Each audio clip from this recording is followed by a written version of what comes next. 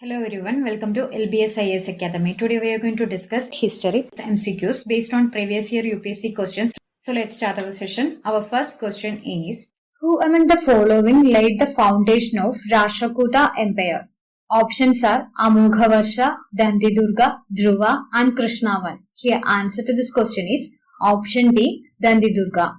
Dandivarman or Dandidurga was the founder of Rashtrakutas dynasty. He defeated Chalukyas of Badami. The Rashtrakuta was a royal Indian dynasty, ruled large part of Indian subcontinent between 6th and 10th centuries. Rashtrakutas were originally known to be the feudatories of the western Chalukyas of Vadapi. Dandidurga occupied all territories between the Godavari and Vima. He is said to have conquered Kalinga, Kosala, Kanchi, etc. and occupied Maharashtra by defeating Chalukya king Kritivarma. Dandidurga was succeeded by Krishnavan. Krishnavan constructed Kailasa temple in Ellora. So here answer to this question is option B, Dandidurga. With reference to ancient Jainism, which one of the following statement is correct? Jainism was spread in South India under the leadership of Stulabahu. That is incorrect. The Jainas who remained under the leadership of Bhadrabahu were called Shvetambaras after the council held at Pataliputra. That is incorrect. Jainism enjoyed the patronage of Kalinga king Kharavela in the 1st century BC. That is correct. In the initial stage of Jainism, the Jainas worshipped images unlike the Buddhists. That is also incorrect. So here answer to this question is option C. Both Buddhism and Jainism are atheistic. So option D is incorrect. Spread of Jainism in Karnataka is attributed to Chandragupta Maurya, who became a Jaina and gave up his throne and spent the last years of his life in Karnataka as a Jain ascetic. Second cause of the spread of Jainism in southern India is said to be a great famine that took place in Magadha 200 years after the death of Mahavira. Famine lasted for 12 years, and in order to protect them, many Jainas went to South India under the leadership of Bhadrabahu. But the rest stayed back in Magadha under the leadership of Stulabahu. When the immigrants came back to Magadha, they developed differences with the local Jainas. The Southernies began to be called Digambaras and the Magadhas as Shvetambaras.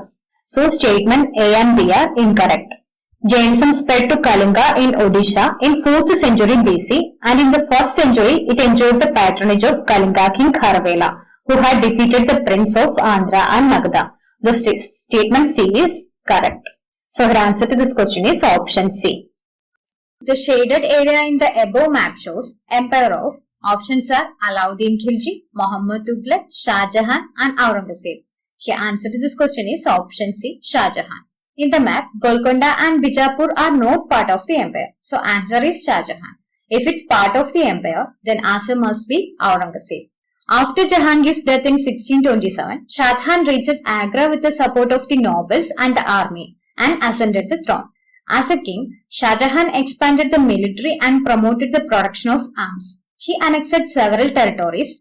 Shah Jahan launched a prolonged campaign in the northwest frontier to recover Kandahar and other ancestral lands, but was unable to control Kandahar. His Deccan policy was more successful. He defeated the forces of Ahmednagar and annexed it. Both Bijapur and Golconda signed a treaty with the emperor, but his son Aurangzeb annexed Golconda and Bijapur. So her answer to this question is option C, Shah Jahan. In India, among the following locations, the Dutch established their earliest factory at options are Surat, Pulicat, Cochin and Kazim Bazar. Here answer to this question is option D, Pulicat. First factory founded by Dutch in India was at Masulipatanam in 1605. Merchants of the Dutch East India Company first established their presence in Indian subcontinent when they established a raiding post in Dutch Coromandel, notably in Pulicat in 1610.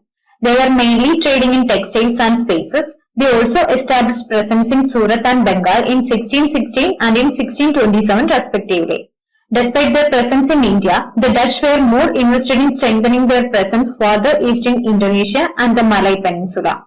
By the end of 17th century, principal factories of Dutch East India Company in India were established in Surat in 1660, Viglipattanam in 1641, Karaikal in 1645, Chinsura in 1653, Kazim Bazar near Murshidabad in 1658, Cochin in 1663. So the answer to this question is option D, Pulicat. After returning from South Africa, Gandhiji launched his first successful satyagraha in options are Chauri Chaura, Dandi, Champaran and Bardoli. The answer to this question is option C, Champaran. Gandhiji returned to India in January 1950 after gaining experience in South Africa with his agitational methods. The first satyagraha movements inspired by Gandhi occurred in Champaran district of Bihar in the year 1970.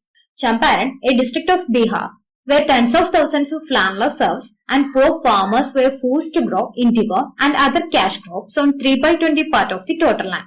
These goods were bought from the farmers at very low price, leaving them in extreme poverty. British government levied a heavy tax on them and insisted on increasing the rate. So the peasants in Champaran revolted against the government in indigo plant cultivation in 1914 and in 1916. Rajkumar Shukla, who was an indigo cultivator, persuaded Gandhi to go to Champaran. Gandhiji arrived in Champaran on 10th April 1970 with a team of eminent lawyers.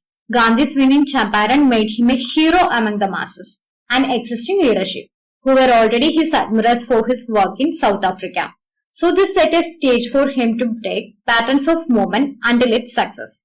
Champaran Satyagraha was the first to be started, but the word Satyagraha was used for the first time in anti-Rowlatt Act agitation. So her answer to this question is option C, Champaran. The last major extension of British Indian territory took place during the time of options are Dufferin, Dalhousie, Lytton and Curzon. Here answer to this question is option A, Dufferin. Lord Dufferin was the Viceroy of India from 1884 to 1888. In 1852, Britain annexes Lower Burma following the Second Anglo-Burmese War.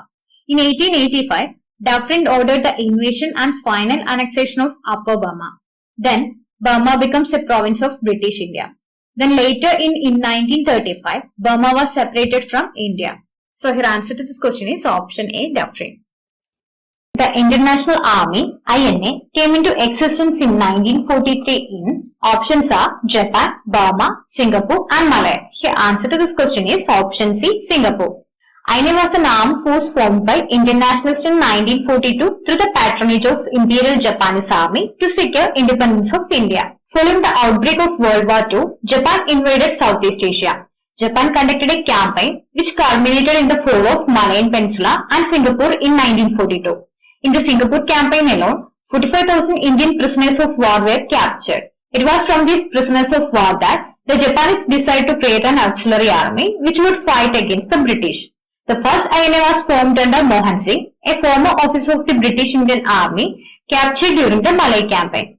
However, disagreement between Mohan Singh and Japanese Army Command regarding the autonomy of the INA led to disbandment of the first INA in December 1942. The activities of Subhash Chandra Bose in India had forced the British authorities to imprison him, but he escaped and reached Berlin in 1941. Although the German leadership were sympathetic to his cause, logistic problems prevented them from granting any support to his cause for raising any army to fight the British. However, the Japanese were ready to support him and upon their personal invitation, Subhash Chandra Bose arrived in Singapore in July 1943 to take command of the second INA, now known by its alternative name as Azad Hind Fauj. So her answer to this question is option C, Singapore. Which one of the following Indian leaders was dismissed by the British from Indian civil services? Options are Satyendranath Tagore, Surendranath Banerjee, R.C. Dutt, Subhash Chandra Bose. The answer to this question is option D, Surendranath Banerjee.